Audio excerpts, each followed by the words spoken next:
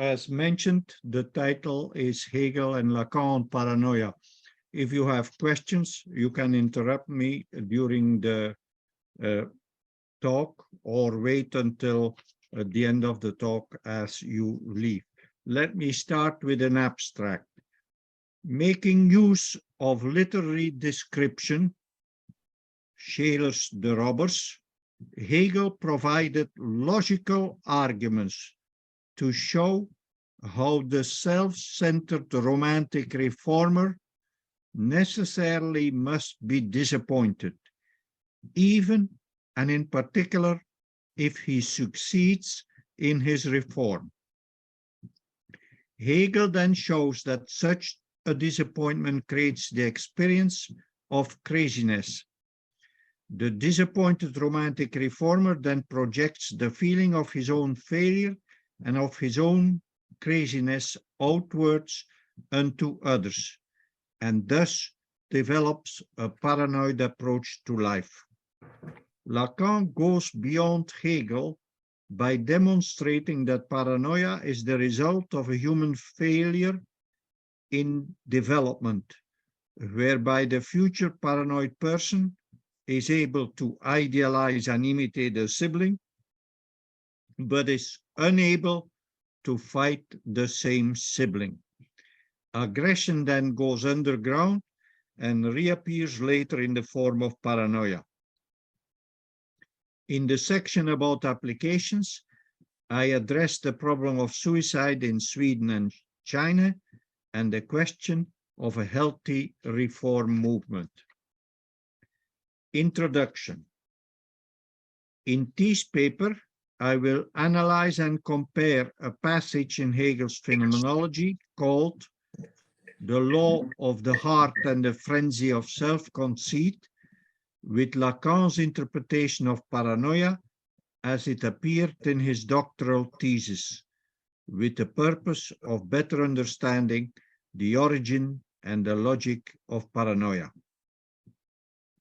Hegel's analysis concerns the heart's attitude to the law and is aptly labeled by Howard Keynes as the analysis of, quote, the moral sentimentalist. This passage in Hegel's phenomenology has three parts, not all of which are distinguished or even noticed by the many commentators on this passage. First, there is the passage which catches the hope that the human heart and the law can be reconciled. Second, there is the passage describing the disappointment about the failure of the reconciliation. And lastly, there is the passage describing the desperate attempt to overcome the disappointment. Common sense labels, some of which are used by Hegel himself for these three moments in Hegel's analysis, might be enlightening. The first moment, the hope, could be called the conviction of the romantic reformer or of the moral sentimentalist. The second moment, the disappointment of the heart in its inability to reconcile itself with the law, can be called craziness. The third moment, the desperate attempt to overcome the heart's disappointment with the law, can be called paranoia. Hegel's thesis in my reconstruction is that a sentimental attitude towards the problem of human law leads by way of disappointment necessarily to paranoiac aggression. J.B. Bailey, the translator of the phenomenology, claims that his whole passage is concerned with moral sentimentalism. He calls that attitude a mood of all times, but appearing in Hegel's time as the Romantic school with as most important representative Rousseau, and with a perfect literary example in Goethe's Werther. Hippolyte, the important French commentator of Hegel, adds Schiller's The Robbers as a literary work of Hegel's time, containing a literary representation of the ironic logic to which a romantic reformer can be pushed. According to Hippolyte, Hegel did nothing more than articulate philosophically what Schiller represented artistically. Lacan's novel theory of paranoia can be reconstructed by reversing the logic of Hegel's passage, The Law of the Heart. Lacan starts from paranoia and goes back to a failure grounded upon the need for a utopia, whereas Hegel starts with a utopian project, which causes a failure, leading in turn to paranoiac aggression. More concretely, Lacan explains the aggressive act of a paranoid person as the reaction to a previous failure. The paranoiac failed in the attempt to deal with unacceptable aggression by means of some project that would serve a utopian function. Without transition, Lacan puts forward the thesis that for these people, the father abused the law he represented to his children. Thus, while Hegel starts with a naive conception of the law and ends with a paranoid strategy, there Lacan begins with a paranoid patient and explains her behavior by the defective representation of the law by the father. For both Hegel and Lacan, the transition between the defective attitude towards the law and the paranoiac strategy is not direct. For both, there is an in-between period, the disappointment. For Hegel, the disappointment is necessary. For Lacan, the disappointment by the paranoid personality leading to an acting out is not necessary. In order to avoid the disappointment and the acting out, it is necessary for society to provide a local community in which the utopian dreams of the paranoid personality are given a symbolic structure such that the utopian attempts are successfully implemented in social reality. People are effectively helped, and the moral dedication of the workers in the local community is effectively recognized and applauded. Thus, the local community needs to be both a nice group of people to work with and a group which is morally effective in bettering the lives of others.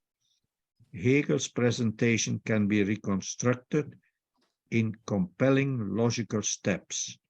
Hegel's text also precedes Lacan's text. Furthermore, there is a direct dependence of Lacan upon Hegel. I will therefore present Hegel's analysis first. In my applications, I will wonder if the psychic effort of the romantic reformer does not also have a positive function. Indeed, the romantic reformer is able to create the psychic conditions to articulate for him or herself a future in which aggression is imaginarily used to transform society into a better place. Aggression is socialized. It is true that the transformation of the romantic reformer into a paranoid person increases the possibility of homicides. However, what happens if young people do not have the social conditions to create a future for themselves by developing idealist or utopian projects? We will consider the possibility that the difficulty in creating an idealist future project might make aggression into a self-destructive force, leading to an increase of suicides. We will consider the case of both egalitarian Sweden and China with its one-child policy. We will thus notice that there are two forms of failure with regards to civilizing aggression: homicide and suicide. Lacan presented a suggestion to diminish homicides by paranoid persons. We will infer that possibly jealousy and fighting within reasonable norms between siblings and young competitors is one way to diminish suicide. To tell that fighting between siblings is a salvific thing is something that makes mothers smile. First section, Hegel's analysis of the law. A, the romantic reformers' presuppositions. For Hegel, the concept of law is very important for understanding human affairs. The concept of law is even more important for understanding modern times because of its enthusiasm for science. Individuals are able to find themselves mysteriously linked to other individuals by the belief in a law of nature, which is the same for all and which each one separately can discover in its universal validity for all human beings. The human faculty responsible for individuals being able to discover what is universally valid for all human beings is reason. The Romantic movement is a cultural movement of modern times. Hegel explains the Romantic attitude towards the social law with the same principles by which he understands the self-understanding of modern natural sciences. This is clear from the structure of the phenomenology. Hegel places his analysis of the Romantic attitude just after his analysis of modern natural sciences, and both come in the same chapter under the title Reason.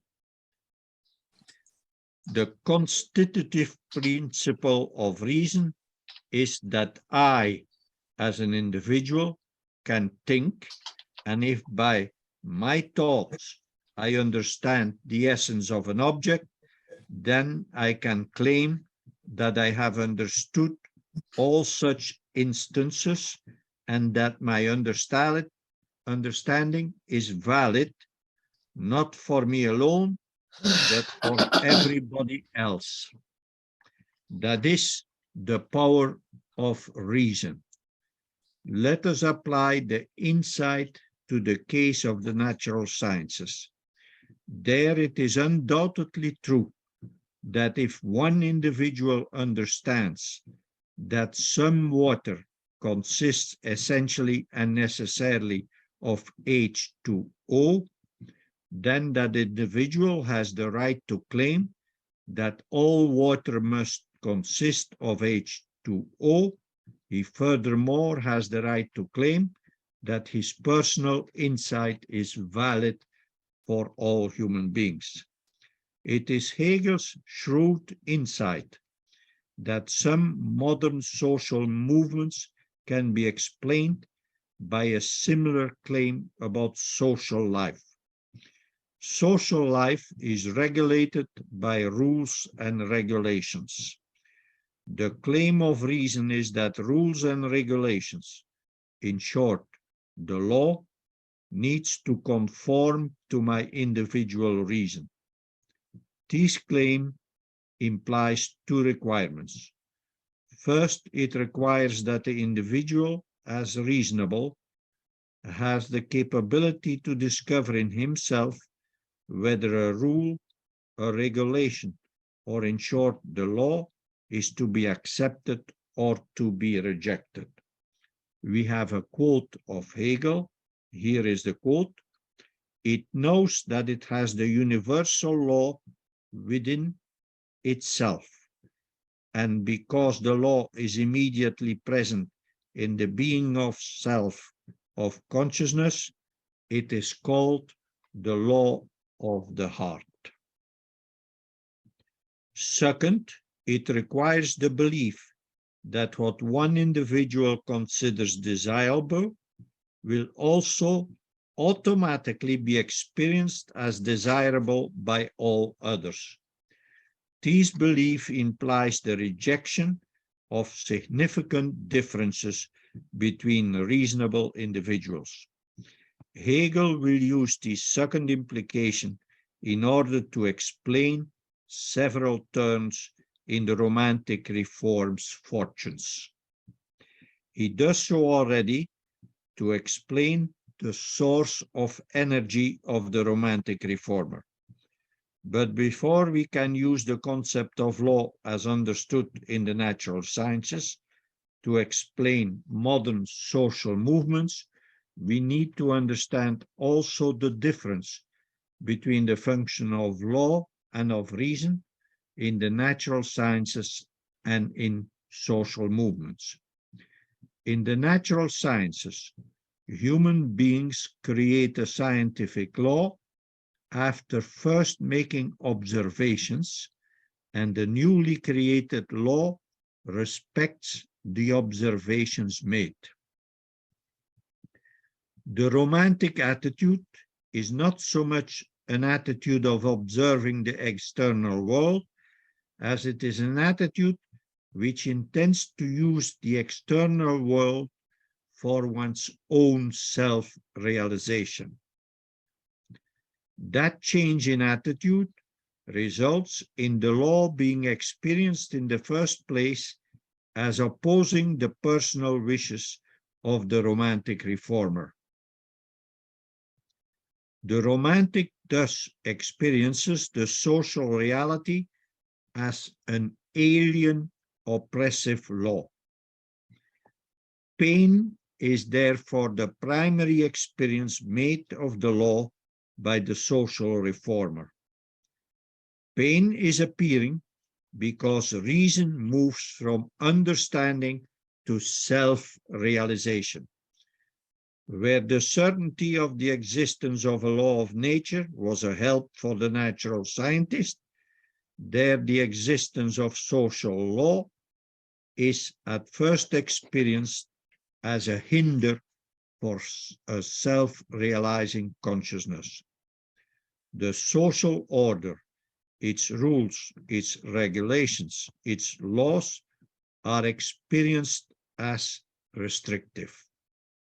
Example, I cannot drive on the left side of the street. I cannot park where I want. I might not cross the street when the light is red. Hegel describes this painful experience of self-realizing consciousness as follows. Quote of Hegel: "The heart is confronted by a real world. This reality is therefore, on the one hand, a law by which the particular individuality is oppressed, a violent ordering of the world which contradicts the law of the heart, and on the other hand, a humanity suffering under that ordering, a humanity that does not follow the law of the heart, but is subjected to an alien necessity."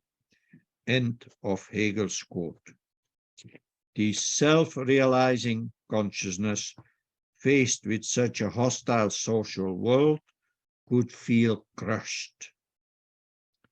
Instead, the self-realizing consciousness, as social reformer, gathers an enormous amount of energy because of its identification with the position of reason. Its first move is to benefit from the assumed likeness of all individuals in that position.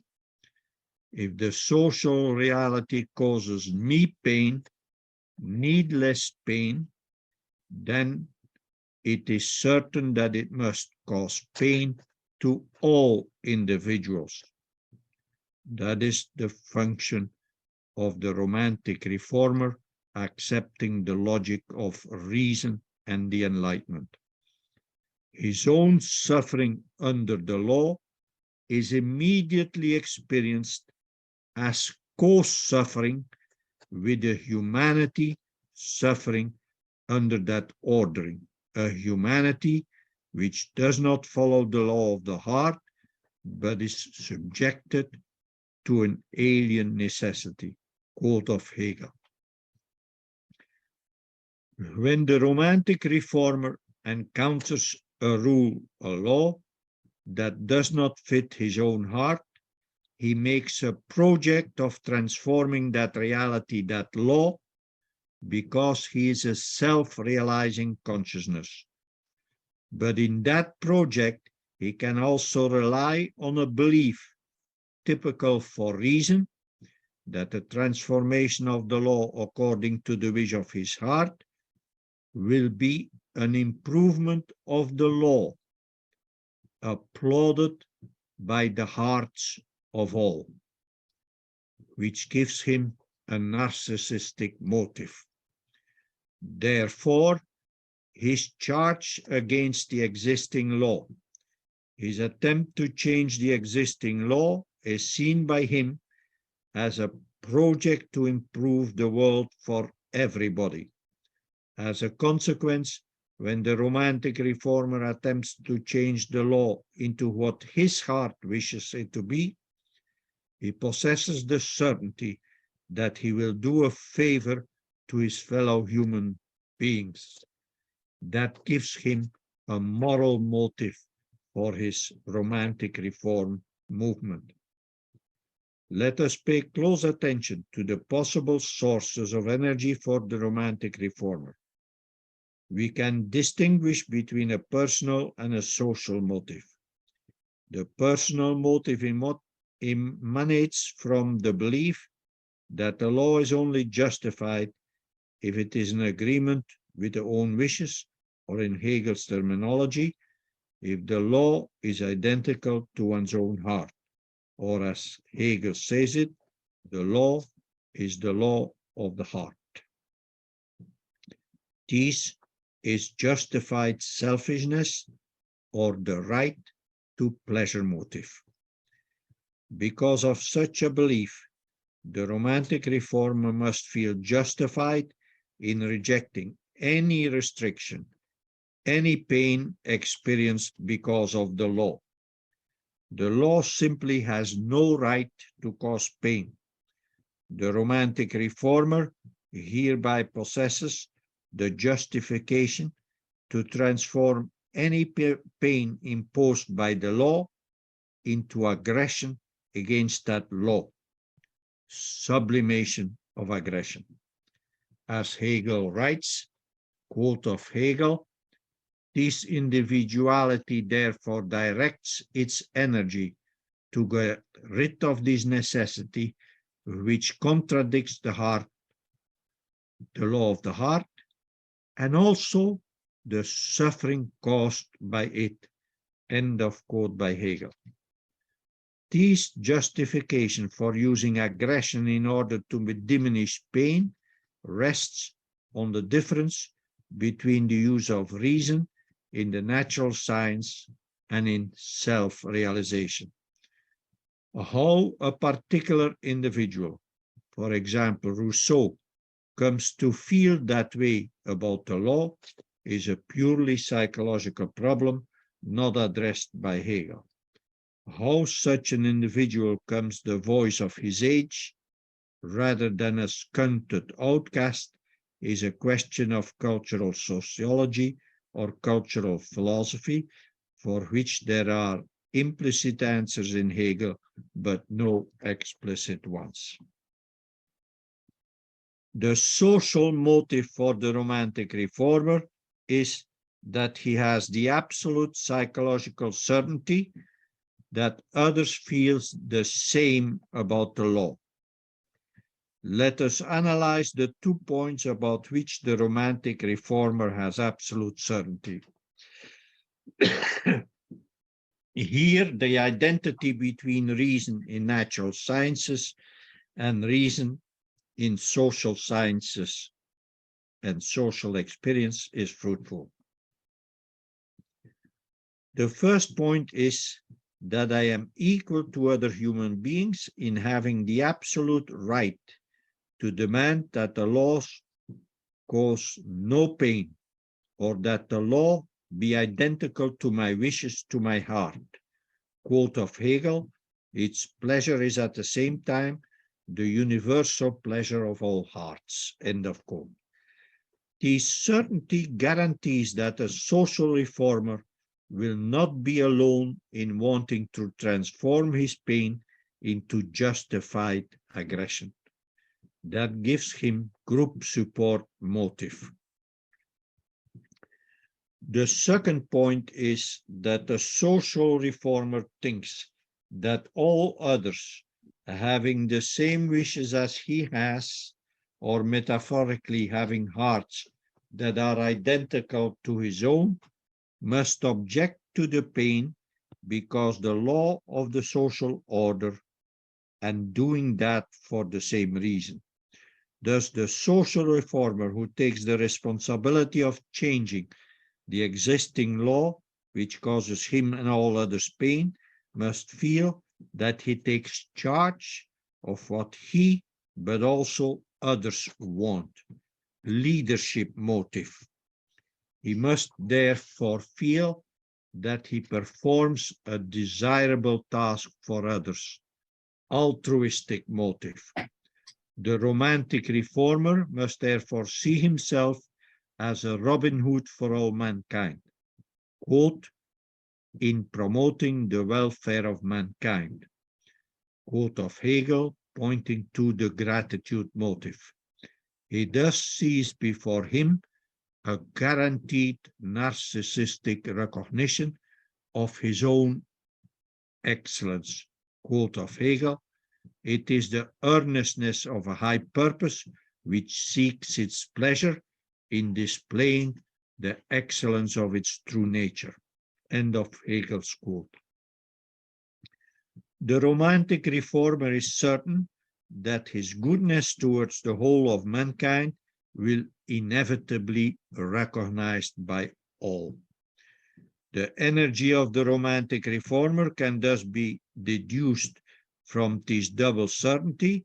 He is certain that the law should be there for his pleasure, and he is also certain that his pleasure is equally the pleasure of others. This double certainty of the romantic reformer is similar to the double claim of reason in natural sciences. I personally can understand the natural law, and my personal understanding is identical with and thus valid for the understanding of all others. Point B, transformation of the law and of its meaning, the disappointment in the extreme. First point, the romantic reformer's experiencing of making the law conform to his own heart. The project of the romantic reformer is to change the law which is indifferent or even opposed to the heart of the individuals into a law that is conform to his individual heart. The romantic reformer therefore proposes a new ordinance, a new law, which is to replace the old law. When the new law is enacted, it becomes law. But the characteristic of enacted law is that it is impersonal. An essential characteristic of the heart is that it insists on being treated for its own self. An objective way in which this difference manifests itself is that the law tends to be unchangeable, where the heart is alive and constantly changes its desires. So the successful romantic reformer discovers that his intended project becomes something else than what he intended. He discovers that his very project in succeeding fails. Quote of Hegel, the law of the heart through its very realization ceases to be the law of the heart. Nevertheless, something has been achieved. The new law is not equal to the old law. It cannot be treated as an alien law which has to be changed. The new law is the product of the Romantic Reformer and is thus his law. The Romantic Reformer has thus irrevocably gotten involved in the law. Quote of Hegel, what he brings about is merely the entanglement of himself in the actual ordinance, an entanglement in it, moreover, not as a superior power which is only alien to him, but one which is hostile. End of Hegel's quote.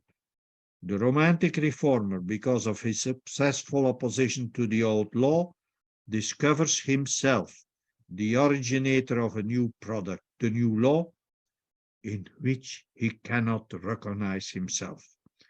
Worse, the Romantic Reformer discovers himself to be the originator of a product which has two characteristics. On the one hand, it was an essential aspiration of his consciousness. On the other hand, it is an unacceptable own product. The Romantic Reformer now experiences himself to be exposed not to an alien law, but to his own law. The Romantic Reformer thus finds himself opposing his own essential self as reformer, and thus maker of the law. In this way, the Romantic Reformer becomes divided against himself.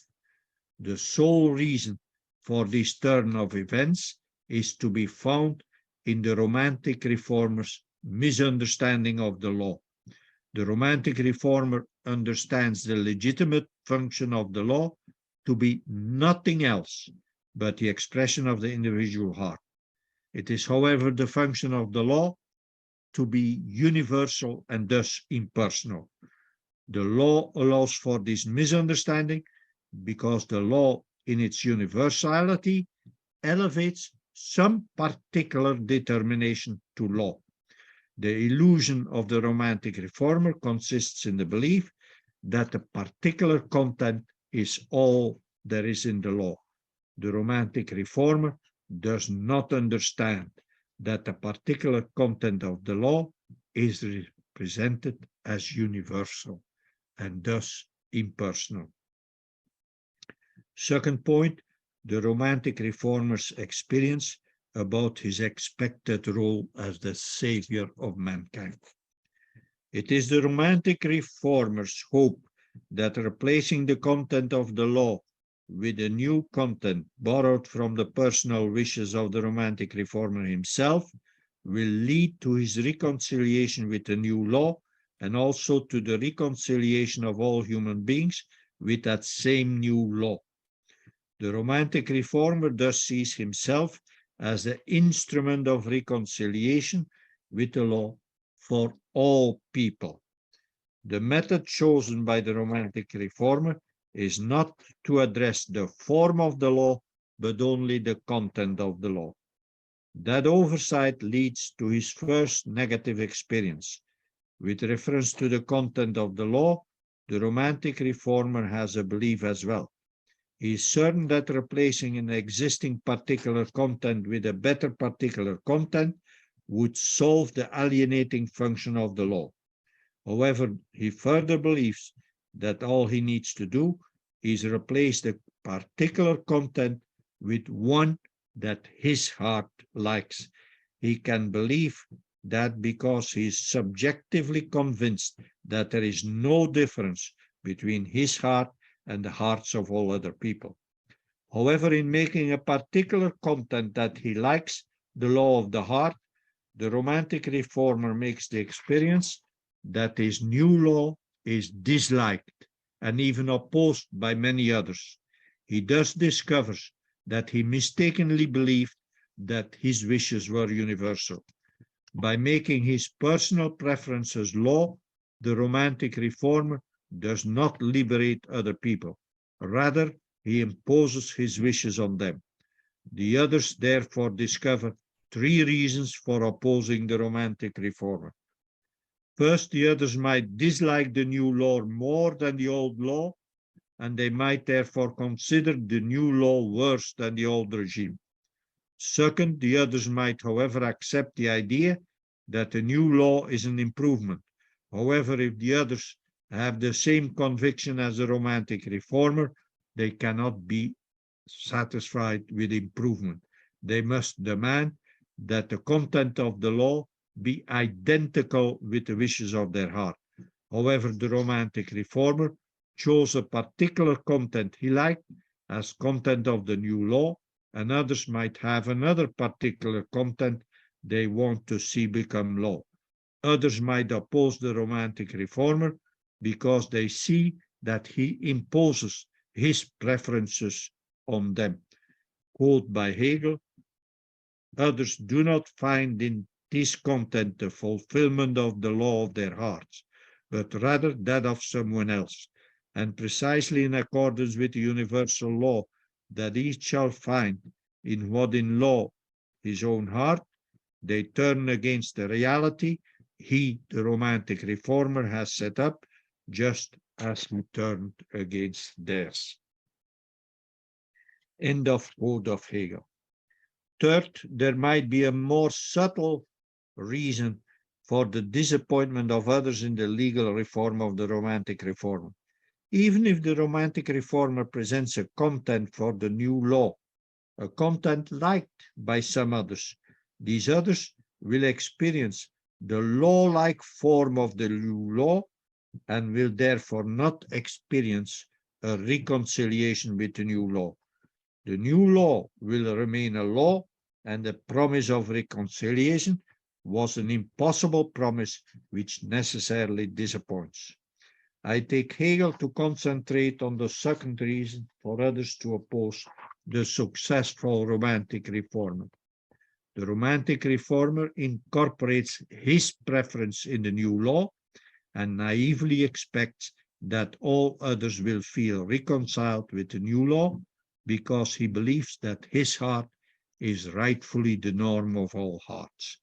The romantic reformer actually believed that in imposing his preferences on others, he would be loved by them for bringing about the reconciliation with the law. Instead, the others are fully justified in opposing the romantic reformer because he uses the force of the law to impose his preferences over theirs. Two things now happen to the romantic reform. First, instead of an old law disregarding his personal heart, he now has to deal with warm bodies opposing his reform movement. Quote of Hegel, thus just as the individual at first finds only the rigid law, now he finds the hearts of men themselves opposed to his excellent and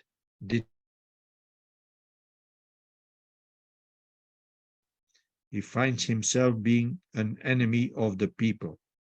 Quote by Hegel, he finds the hearts of man themselves opposed to his excellent intentions, and his intentions are considered detestable. These two experiences of the romantic reformer alienate him from other human beings. He is alienated from other human beings inasmuch as they are themselves also entangled in the law. Third point, what is the total experience of the romantic reformer? The romantic reformer finds himself entangled in a contradictory experience of the law. He also finds himself rejected by his co-citizens. This latter experience will force the romantic reformer into an lonely, isolated figure. Hegel seems to consider this experience to be the result and thus concentrates his analysis upon the contradictory experience of the law. For Hegel, the law transcends the individual and thus demands from the individual a commitment, a surrender.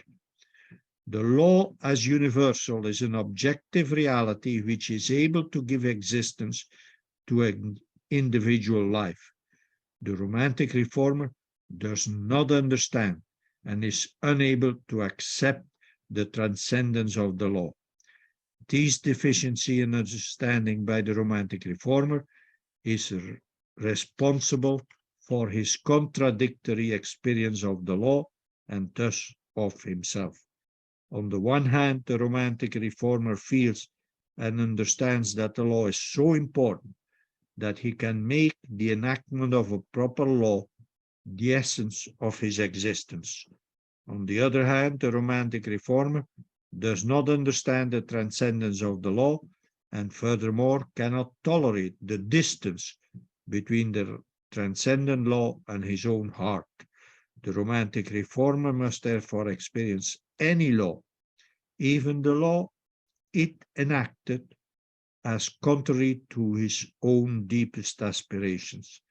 The romantic reformer is thus a consciousness which makes the experience that the law is both his own essence and the denial of his essence. The romantic reformer makes these two experiences in two distant time periods. Time at first separates those two distinct experiences, but consciousness is time consciousness. Time is therefore not capable of permanently separating the two contradictory experiences of the law. When the romantic reformer realizes that it aims at the law as its essence, while it considers any law necessarily as a denial of his own essence, then the reformer makes the experience of his own essential contradiction. The experience of its essential contradiction Hegel calls alternatively perversion or craziness of this form of consciousness. Third point, the romantic reformers attempt to deal with its own experienced craziness. What is left for the romantic reformer who experiences his own craziness? Such a consciousness needs to avoid its own self-destruction. But as it is, in fact, crazy, it can succeed only by some process of denial. It must read its own craziness as something else than it is. The romantic reformer is a consciousness which structurally sees no difference between itself and others. It is therefore natural that it discovers and projects its own perversion and craziness onto others. This strategy allows the disappointed romantic reformer also to make sense of its secondary disappointment, the opposition by others to its social reform movement. It also allows him to express his opinion about the law. The disappointed social reformer now becomes a person who accuses its opponents as perverts who use a pervert law for their own interest. In turn, this pervert law deprives millions of the happiness that a perfect law would be able to bring to the masses who now suffer in misery. The romantic reformer hereby preserves in his own eyes the essential goodness and his narcissistic goal of savior of the suffering masses. His goodness and the happiness of the masses still rests on his faulty understanding of the function of the law. Public law should be the expression of the wishes of individuals. Only now, the romantic reformer needs to replace his noble project of legal reform by paranoiac accusation of his opponents. Second part of my talk, Lacan's theory of paranoia. Lacan is a psychiatrist. Let us therefore start with a definition of the paranoid position in a medical dictionary. A mental disorder characterized by systematized delusions and the projection of personal conflicts which are ascribed to the supposed hostility of others, sometimes progressing to disturbances of consciousness and aggressive acts believed to be performed in self-defense or as a mission. That is the definition in a dictionary of paranoia. This definition incorporates one step from Hegel's passage on the law of the heart. The paranoiac, just as the romantic reformer at the end of the dialectic, accuses others of his own failure. Let us see how Lacan's analysis of the paranoiac introduces several additional steps, which we find back in Hegel's analysis of the law of the heart, such as the idea of a necessary disappointment resulting from a mistaken subjective belief in the identity with others. Lacan's doctoral thesis includes a study of the paranoiac Aimé, whom Lacan observed for a year and a half.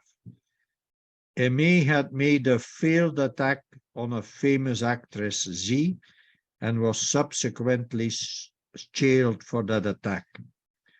Aimé admired Mrs. C. She also admired Sarah Bernhardt and Mrs. C, a writer. They were all, in her opinion, very successful women in a world dominated by males. They expressed for her ideals which she tried to imitate. Aimé actually wrote herself 2 novels.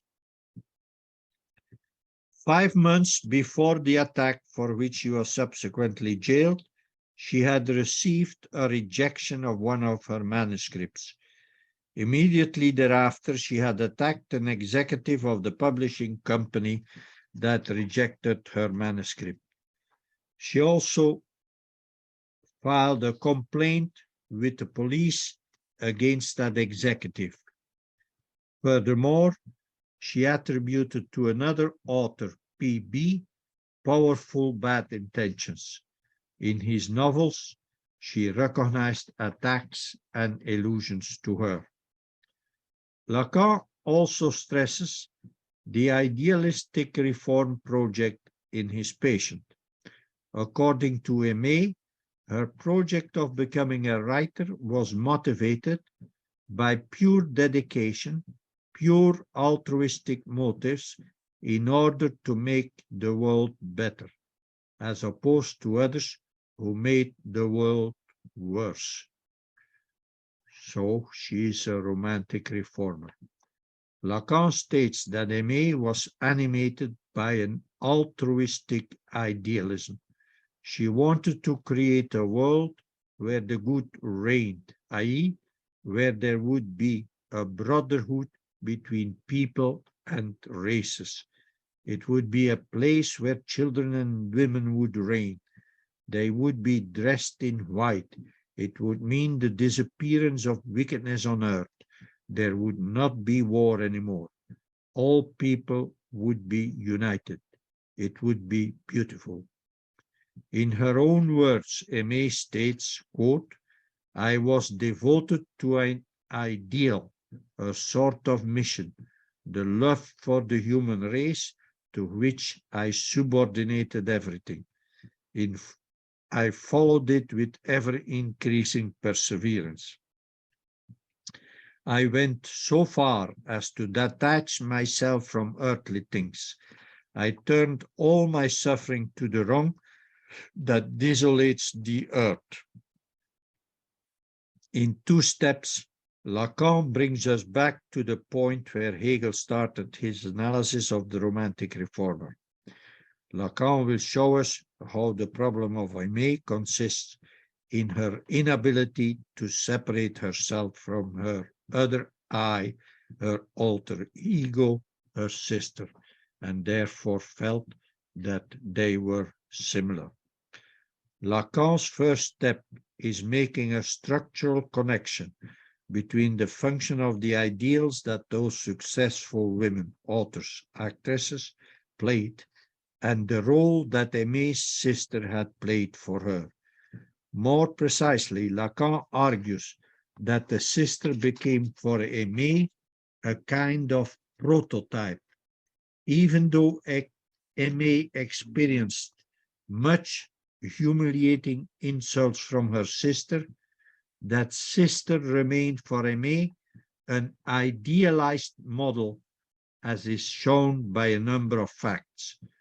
First, there is the envy or the jealousy that Aimé showed for that sister and those successful women.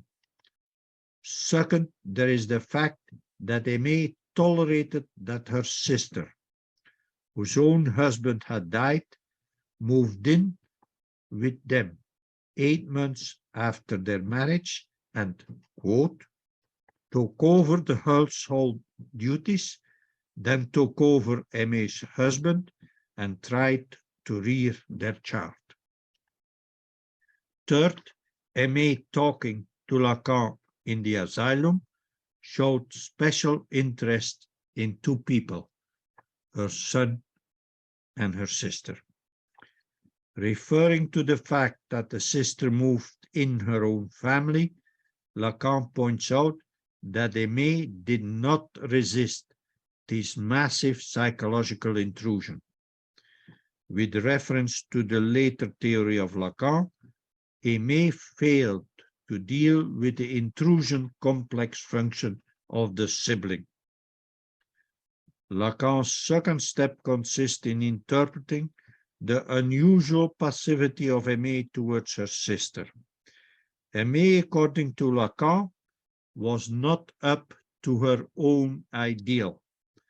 She did not resist her sister because she experienced her as the embodiment of her own ideals, which she was not able to live up to. Furthermore, in interviews with Lacan, Aimé gave no indication that she was angry at her sister for taking over her role in her own family. The theoretical move of Lacan consists in showing how an exaggerated imaginary identification with the alter ego, the other who is the same, the sibling, inevitably leads to paranoia. Among siblings, one observes normally two moments. They imitate and they compete. The moment of imitation indicates that the other sibling represents an ideal worth borrowing from. The first sibling is the ideal for the second. The competition, the rivalry between siblings, represents a totally different moment. It is a moment of separation from the other, who represents one ideal, and also an awareness that such an idealizing imitation can be alienating. Entering competition with another sibling means that the second sibling separates himself from the one in whom he localized his own ideal. He also affirms that his exterior image is not his whole self, but doing so means that a sibling might discover that he is naked, that he is robbed of his ideal, which is located in the other sibling. It requires the competing sibling to face the uncertainty of not feeling who he is. He is then invited to start the process of individuation. Lack of competition with a sibling must therefore be interpreted as failure of individuation. The sibling who failed to compete with the other siblings must experience competition as dangerous because it exposes himself as naked, as worthless, as the own aggression is a crucial component of competition, that own aggression becomes a danger. The non-competing sibling has available a possible temporary solution, but he has also a permanent problem. The temporary solution for the non-competing sibling is to create a dual union with a sibling who represents the own ideal that one is unable to assume oneself. The first sibling thus becomes that what the second sibling lacks. The first sibling thus is more me than I am my own self. That line of thinking can explain the fact that Aimee allowed her sister to take over in her own family when she moved to Paris after the birth of her second child. In Aimee's mind, the sister must have been the perfect reassurance, since she represents the ideal that she herself has not assumed. Aimee is not strong enough to do what she wishes to do. Aimee, at the same time, has the certainty that someone else, her sister, is able and worthy to do what she cannot do. Even the temporary solution of the dual union leaves one problem. The non-competing sibling must fear the own aggression because it separates and thus invites individuation. Aggression must be repressed and thus goes underground. The establishment of a dual union with a sibling and the repression of aggression in order to avoid the problem of individuation are not permanent or stable solutions. Aggression needs to find an object.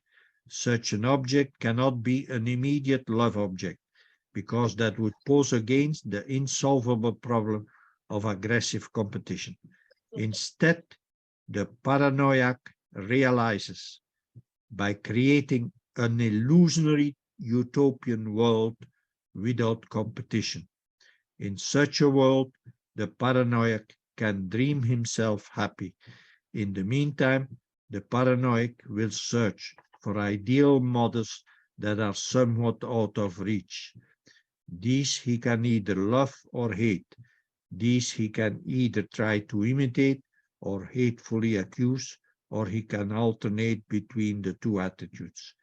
Lacan now speculates that if a paranoiac is integrated in a utopian society where is there mutual support and there is active improvement in the world, such a paranoid can survive for the rest of his life in a happy way with his paranoid style. If the paranoid does not have the benefit of a utopian, non-competitive society, he will be confronted with his lack of individualism. His lack of individuation consists in the fact that he endows others with his ideal. The others are therefore in his own mind entitled to invade him. He gives the others unconscious permission to crush him. The others have that role because they possess the ideal that he lacks. This logic allows us to understand the hate-love relation of Aimee to her idols. As those idols represent her ideal, she will try to imitate them. She even writes 2 novels. When her manuscript is refused, she is again confronted with the affirmation that she is not up to the ideals that others represent. She then attacks first the executive of the publishing house, which refused her manuscript, and then later one of the persons she idealized. Lacan's interpretation of the paranoiac does not relate paranoia to homosexuality as Freud did. It is thus a different theory than the one of Freud. As proof of his theory, Lacan gives the clinical fact that the paranoiac tolerates rather well a homosexualized nearness of the same as other. Indeed, Aimee tolerates well the nearness of her sister. The presence of such another as same has even salutary effects. There is, of course, a generally recognized homosexual component in the paranoiac, which Lacan points to as being a consequence, not a cause of the whole affair. The paranoiac experienced the principle of sexual difference as creating disorders in human relations. Therefore, the paranoiac retreats to an asexual ego image, rather than being an attempt to actually have homosexual relations with another. It is a denial of sexual difference. So, denial of difference is crucial in the psychic structure of the paranoiac. Lacan has some comments about the role of the father, which are not fully related to his structural interpretation of paranoia. Lacan observes that the father is not absent in the psychic life of the paranoiac. Rather, the father is massively present, but in his massive presence, he is radically ambivalent. On the one hand, he is a helpful, positive presence. On the other hand, he is a threatening, destructive presence. The positive presence of the father is that in the psychic structure of the paranoiac, which is a structure that is pretty chaotic, he is the only figure which is stable. He is also idealized as omnipotent. All other symbolic figures are considered hypocrites, corrupt, incompetent, power-hungry, ridiculous. They demonstrate their incompetence in corruption, prostitution, and torturing others. Notwithstanding his positive structuring presence, the paranoiac experienced the father as negative. He is considered a tyrant because in the name of the law, he abuses the law. In what sense does he abuse the law? He abuses the law in that he himself tries to impose on a child the law he does not submit himself to. Thus, the law that a father imposes on that child is experienced by the child as arbitrary. The defense that a child can develop against the imposition of such an arbitrary law is to oppose and refuse that law, or to behave as a victim who executes blindly the orders that he or she does not understand. When he introduces something of the Oedipal structure to explain the origin of paranoia, Lacan points to the function of the father in his role as mediator of the law. It's not immediately clear how the function is responsible for the failure of imaginary identification with a sibling. To make the connection, one would have to understand how the defective relation to the law explains one's defective relation to others. Hegel's analysis of the romantic reformer does just that.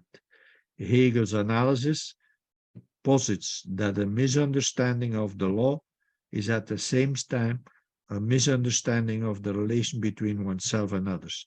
Hegel even makes the misunderstanding of the function of the law primordial. If one were to accept the suggestion of Hegel's analysis, then one would have to take the failed relation to the law as the crucial failure of the paranoiac. One would have to deduce the failed relation to one's ideal, with siblings and with sexuality as a result.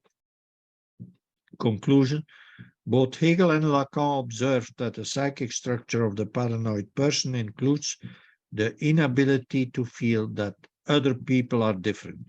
Both also observed that the paranoid person at some point has a utopian dream of transforming society for the better. Both also observed that the explosion of aggression at some point is a fact in the paranoid person. Hegel, benefiting from Hegel's artistic description of Karl Moore, a paranoid, is able to provide a dialectic connection between these different features in the life story of the paranoiac.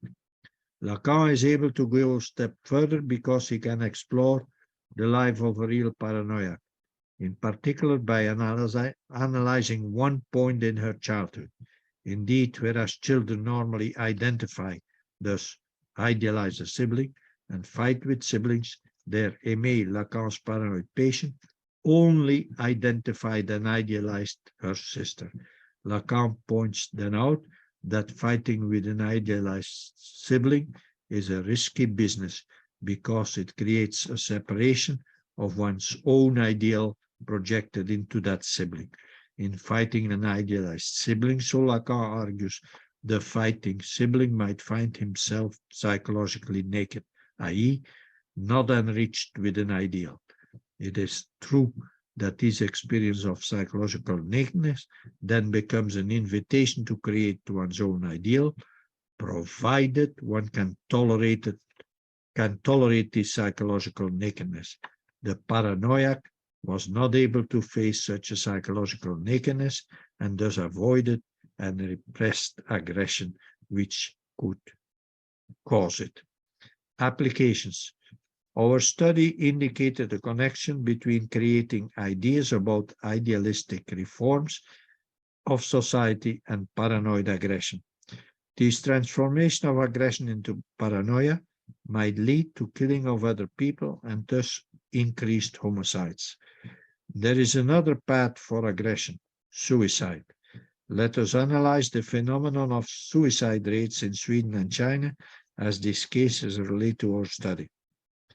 First, there has been a hypothesis that high suicide rates in Scandinavian countries, particularly Sweden, were related to the inability of young people to give themselves an idealistic task of reforming society because society was already egalitarian and there was a generalized form of happiness. These hypotheses, or rather this attempt to smear egalitarian countries, is contradicted by the facts. The most recent World Health Organization statistic on suicide rates states that Sweden is number 59. The statistic points to another fact. Countries with dictatorial regimes have high suicides. The list of the 10 countries with the highest suicide rates are Guinea, with the lingering effects of colonization, the Democratic Republic of Korea at the time of its dictatorship, the Republic of Korea, Sri Lanka, lingering effects of civil war, Lithuania, released from Soviet Union, Suriname, civil strife, Mozambique, lingering effects of colonization and civil war, Nepal, lingering effect of civil war, United Republic of Tanzania, Julius Nyerere was a brutal dictator, and Kazakhstan. Azerbaijan is by some described as a dictator, even if a forward-looking dictator.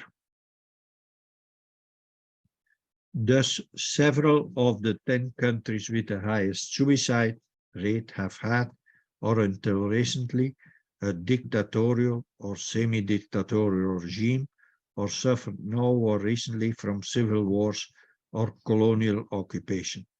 We could argue that dictatorial societies or societies suffering from colonial occupation or from civil strife, more than egalitarian societies, make the flourishing of romantic utopian dreams in their children and adolescents more difficult. Nevertheless, yes. Wilfried, I just want to jump in real quick. We might be running a little low on time for discussion, and I was wondering if. All right, yeah, we can start the discussion. Okay. So the idea is that young people in Sweden have higher suicide rates. In the One China policy, the suicide rates have increased. And then the question that I ask at the end is, why is it that the Jesuits who try to do a reform to better society do not have more paranoid people?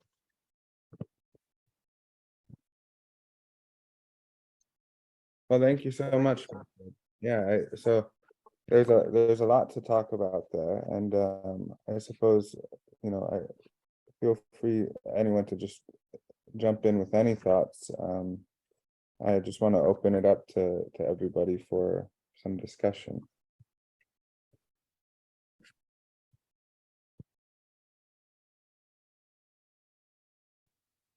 Yeah, Michael. Oh, thank you so much, Wilfried. That was quite a lot to take in. But I'm always thinking about clinical application to our meetings, and you certainly offered many things to think about. But I gather that the main idea, the main thrust, from what I'm gathering from the Hegel portion, is the role of disappointment in culture, embodied in the law, and how important the experience of disappointment is for self-transformation. And it seems to me that there's parallels with Freud in this regard, in his views about civilization as designed to thwart, our efforts to, to fuel our narcissism, that we have to come up against cultural norms, laws, rules, etc., and that the most painful experience, in Freud's view, is disappointment, that's the source of all psychopathology. And he would, of course, include paranoia in that. I just wondered what thoughts you might have had about that. Well, the idea is that there are different possible reactions towards disappointment. And the task of a therapist is be aware of those different possible reactions, and then see whether the constructive reaction is possible. Towards a disappointment, you can have a paranoiac accusation of others, or you can start the painful process of mourning the idea that what you tried to realize, you could not. And therefore, lowering your ideals from an unachievable goal to a more realistic goal. Yeah, and I would just add maybe that there's many ways of reacting to disappointment: suicide, homicide, paranoia, hate. But Freud felt that guilt was the necessary in order to be able to examine one's relationship to disappointment. In other words, if you don't feel guilt, you can't benefit from psychoanalysis. Would you agree with that? Yes, well, because the ideal is more myself than I am myself, and therefore if the ideal is not realizable, there is an unreasonable form of guilt. Thank you. I really, really enjoyed your talk. It was wonderful. Thank you. Yeah, I wanted to follow up on that. So from what I take it too, there was, a large section of the talk, was exploring the sort of conflict between the law of the heart, I take it, and the law, or and so the frustration that happens when you feel restricted by the law, then that sort of can lead one to feel this aggression that gets sublimated into trying to change society, to change the law. But not only might that be unrealistic, but it might be realistic. You might be successful with it. You might be able to change the law, but now you're the law, and Yes. and so there's a problem. Then you outline some of the problems that happen when that happens. But then I was curious about this one sort of piece that you used, and it came up in a few different ways, is the way the romantic reformer and perhaps also the paranoiac identifies with the paranoiac identifies with the adversary, the idealized sibling. The romantic reformer identifies with every other person, it seems, because they feel that they are the same as every Yes. other. I guess I was wondering about that. I think I'm still struggling to understand why that is, why it is that the romantic reformer or the paranoiac, has this sort of identification. And I know you went over it, but Yeah, well, in Hegel's analysis, that is a given. And he bases himself on the novel of Schiller, The Robbers, where that is described in a way that is emotionally acceptable. But Lacan then goes to a reason that is to be able to accept that others are different is a challenge that not everybody succeeds in achieving. And therefore, romantic reformers will appear on a regular basis. like, what it made me think of is, the humanistic, you might hear some humanistic thinkers, a simplified statement of that they might make is, everyone's kind of good at heart. Yes. And then the question is, what is the good? Yes, right. Yeah, they don't always get into that, but it's just generally good. And I feel like when I hear that, I think of what you're saying, that they might feel like, hey, look, we're all, basically the same. We're all good. Maybe bad things have happened to us, but Yes. And so that is what you describe, one of the explanations why many people are like the romantic reformer. They feel we are the same. And the solution for Hegel is then the phenomenon that we accept that we are different. And therefore, in the legal system, you will have unions who want more regulations, but on the other hand, businesses who want less regulations. And for every kind of law, there is one group that pulls on one side and another group that pulls on the other side. And the phenomenon thereby becomes that by the pulling in all kinds of directions, the law becomes alive, is not stable, but is a moving reality, but is held normally in place, except in revolutions when a big shift occurs.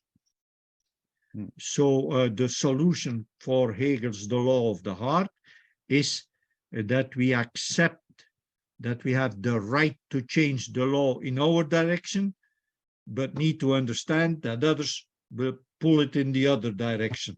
And so it is a permanent fight about pulling the law system in our direction. And you can take a case on abortion, for instance. Every serious legal phenomenon you have on both sides, and they pull on both sides, and the law then is alive, but pulled by both sides. So the law is not a dead letter. And that can only really happen when you accept the difference between people structurally. Yes, and the phenomenon that in the law they feel invested, which is Hegel's idea of the law of the heart. The law is so much myself that I want to fight for it.